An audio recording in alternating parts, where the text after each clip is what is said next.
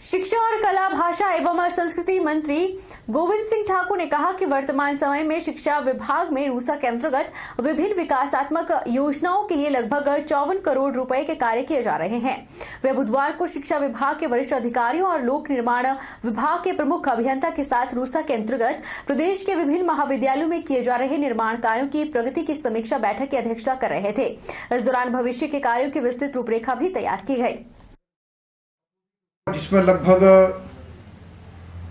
54 करोड़ के करीब धनराशि विभिन्न विकासात्मक योजना के लिए शिक्षा संस्थानों को रूसा के माध्यम से प्रदान की गई है और उसमें से लगभग कोई 80 के करीब जो काम चल रहे हैं, उनमें से कोई 24 के करीब तो कंप्लीट हो चुके हैं और उसके अंतर्गत लगभग इससे ज़्यादा काम ऐसे कि जो अभी चल रहे हैं और कुछ काम जो प्रारंभ हो नहीं पाए हैं। इन सभी पर हमने एक एक काम पर चर्चा की है। मनाली व्यापार मंडल के पूर्व प्रधान गजेंद्र ठाकुर ने कहा कि क्रिसमस और न्यू ईयर को लेकर पर्यटन नगरी तैयार है। पर्यटक भी क्रिसमस और न्यू ईयर में आने को लेकर तैयार बैठे हैं, लेकिन प्रदेश सरकार सैलानियों को मूलभूत सुविधाएं नहीं प्रदान करवा पा रही है। वॉल्वो बस सेवा न होने से और रात्रि कर्फ्यू 5 जनवरी तक बढ़ाने से पर्यटन कारोबार पर विपरीत असर पड़ा है। देश भर के पर्यटक मनाली आने को तैयार हैं, लेकिन कर्फ्यू और वॉल्वो बस से बंद होने से वो असमंजस में हैं। उन्होंने मुख्यमंत्री और मंत्री गोविंद ठाकुर से आग्रह किया है कि क्रिसमस और न्यू ईयर को देखते हुए 5 जनवरी तक लगाए कर्फ्यू को हटा दे। दिसंबर का महीना है, ये हमारा पीक सीजन में गिना जाता है क्योंकि क्रिसमस का त्योहार इसमें आता है और नई वर्ष भी मनाई जाती है। लेकिन हिमाचल प्रदेश सरकार की कैबिनेट ने ये फैसला लिया कि रात के कर्फ्यू को 5 जनवरी 2021 तक बढ़ाया जाए। अगर कर्फ्यू को बढ़ाया गया तो हमारे यहाँ पर्यटक कौन आएगा? निश्चित तौर पर इसकी हानि होटल व्यवसायियों को होगी, हिमाचल प्रदेश सरकार को होगी। रामपुर के दूर दराज इलाकों तक सरकारी तंत्र लोगों को नशा मुक्ति और कोरोना से बचाव का संदेश पहुंचा रहा है। इसी कड़ी में रामपुर के शाहधार पंचायत में जागरूकता शिविर लगाया गया। इस दौरान कोविड से बचाव के लिए मास्क क्यों जरूरी है, सोशल डिस्टेंसिंग और हाथों को बार बार धोने के बारे में जानकारी दी गई। ग्रामीण दूरदराज तक के लोगों को नशा मुक्त भारत अभियान और कोरोना महामारी के बारे में जानकारी उपलब्ध कराने के लिए सरकारी स्तर पर प्रयास तेज हो गए हैं। इसी कड़ी में रामपुर उपमंडल के दूरदराज क्षेत्र शाहधार में एक शिविर का आयोजन किया गया, जिसमें विभिन्न सरकारी विभागों के अधिकारियों ने लोगों को, खासकर ग्रामीण महिलाओं को बढ़ते नशे के प्रचलन से युवाओं को दूर रखने बारे विस्तार से बताया। विभिन्न प्रकार के नशों का उपयोग आजकल युवा वर्ग कर रहे हैं। ऐसे नशों का सेवन करने वाले युवाओं में और लोगों में किस तरह के लक्षण पाए जाते हैं, कैसे नशा करने वालों को सही रास्ते में लाने के लिए व्यवहार किया जाए, तमाम जानकारियां अधिकारियों ने उपलब्ध कराई।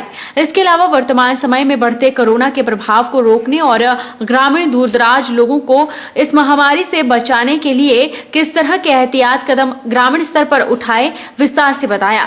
लोगों को मास्क का सही उपयोग, सामाजिक दूरी, हाथों को बार बार धोने के बारे में जानकारी दी गई और यह भी बताया गया कि सामाजिक समारोह का कम से कम लोगों की उपस्थिति में आयोजन किया जाए। कोरोना होने की स्थिति में कैसे मरीज से व्यवहार किया जाए और किस तरह दवाई दी जाए, सारी जानकारियां उपलब्ध करवाई गई। आज हमने नशा मुक्त भारत अभियान और कोविड-19 के तहत ये जागरूकता शिविर यहाँ पे ग्राम पंचायत शाहधार में रखा था। इससे पहले भी हमने 7-8 पंचायतों में ये जागरूकता शिविर कर दिए।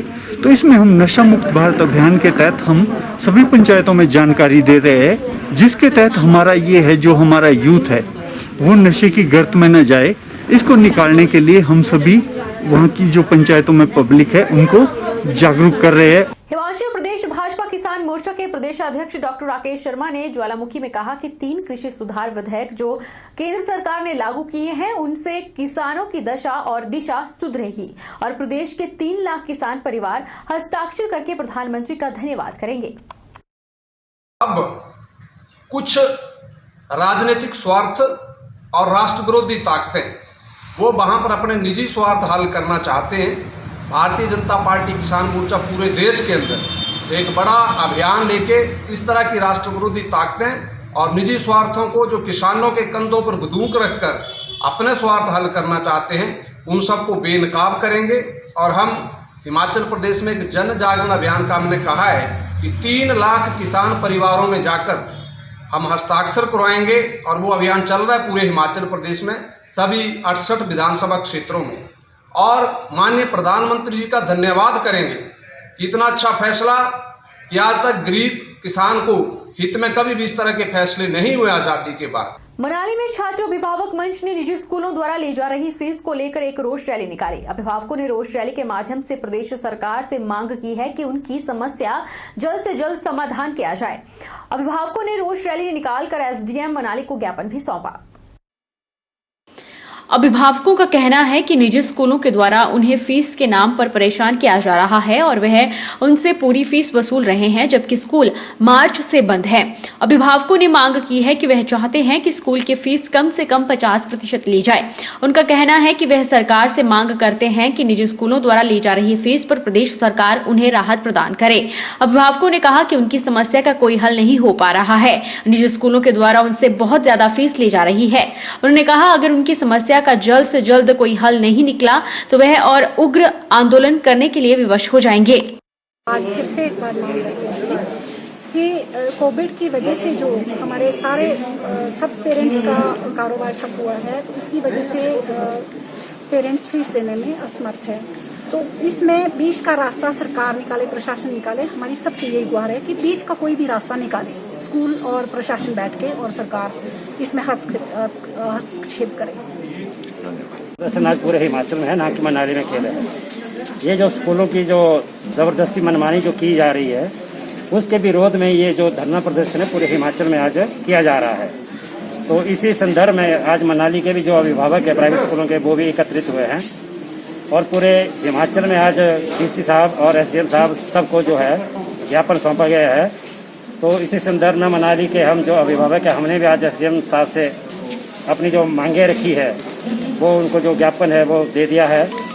और जो आज की जो बात हमारी महोदय एसडीएम से जो हुई है बहुत सार्थक रही है। उन्होंने भी हमारे को आश्वासन दिया है कि स्कूल जो मनमानी कर रहा है उसके ऊपर जो है सरकार व प्रशासन जो है अंकुश लगाएगा। आम आदमी पार्टी के दबाव के कारण आखिरकार 10 महीने बाद हिमाचल सरकार को झुकना पड़ा।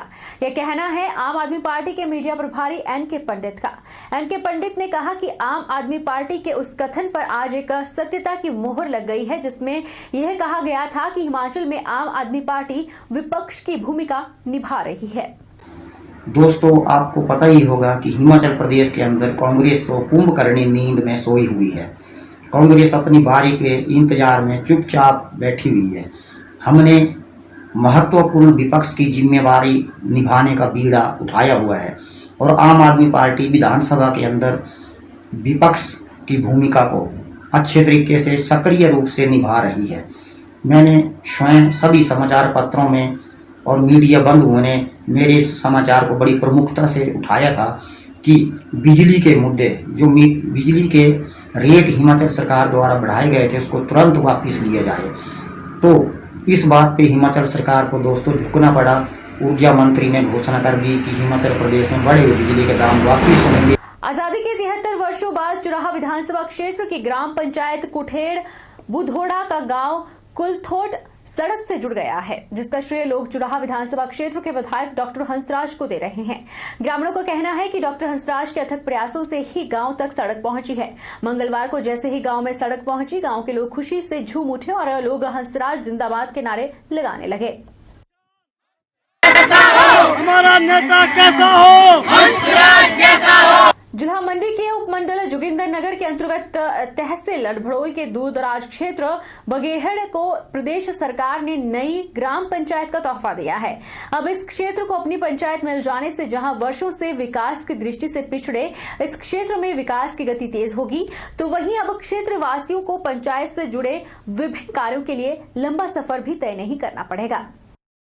भौगोलिक दृष्टि से अति दुर्गम क्षेत्र न केवल विभिन्न विकास कार्यों से कोसों दूर रहा है, बल्कि छोटे छोटे विकास कार्य करवाने को भी यहाँ के लोगों को कड़ी मशक्कत करनी पड़ती थी। लेकिन यहाँ के लिए अलग पंचायत बने, इस मामले को क्षेत्रवासियों ने जोगिंदरनगर विधानसभा क्षेत्र के तहत मटरू और लड़भड़ोल में आयोजित जनमंच में प्रदेश सरकार के समक्ष रखा, जिसका नतीजा है कि अब यहाँ के लोगों को जयराम ठाकुर सरकार ने नई पंचायत का तोहफा प्रदान किया है। सरकार के इस बेहतरीन तोहफे को लेकर यहाँ के क्षेत्रवासी न केवल बेहद खुश हैं, बल्कि मुख्यमंत्री जयराम ठाकुर का आभार भी जता रहे हैं। जब पंचायत गठन को लेकर स्थानीय निवासी कैप्टन शेषराम से बातचीत की गई तो उनका कहना है कि यहाँ के लोगों की यह लंबे समय से अहम मांग रही है। स्थानीय लोगों ने क्षेत्र से जुड़े गांव की एक समिति गठित कर मामले को मटरू और लड़भड़ोल में आयोजित जनमंच में प्रमुखता से उठाया, जिसका नतीजा है कि आज इस दूर दराज क्षेत्र बगेहड़ को नई पंचायत मिली है। उनका कहना है कि इससे पहले यहाँ के लोगों को पंचायत से जुड़े विभिन्न कार्यों के लिए पंचायत मुख्यालय दलेड़ पहुंचने के लिए लगभग 14 किलोमीटर का लंबा सफर तय करना पड़ता था, जिसके कारण न केवल ग्राम सभा में पहुंचने में दिक्कत होती थी, बल्कि विभिन्न विकास कार्यों को स्वीकृति प्रदान करवाने में भी बड़ी परेशानी का सामना करना पड़ता था। लोगों ने ये 4-5 गांव को लेकर के हमने एक अलग सी कमेटी समिति बनाई और उस समिति के जरिए फिर हम बार बार डीसी महोदय के पास और हमारे प्रकाश जी राणा जी है विधायक जी, उनके पास भी गए और ये एमपी साहब उसके पास भी गए और उन्होंने सबसे मिलजुल करके हमने इस पंचायत का मुद्दा उठाया। आज हमें बड़ी खुशी की बात है कि हमारी पंचायत जो है वो अलग हो गई है और इसलिए मैं सबका आभार करता हूँ, खास करके जो हमारे मुख्यमंत्री जयराम जी का तो बहुत ही ज्यादा मैं आभार करता हूँ। रुकेंगे एक छोटे से ब्रेक के लिए, ब्रेक इस पार फौरन लौटेंगे, आप बने रहिए हमारे साथ।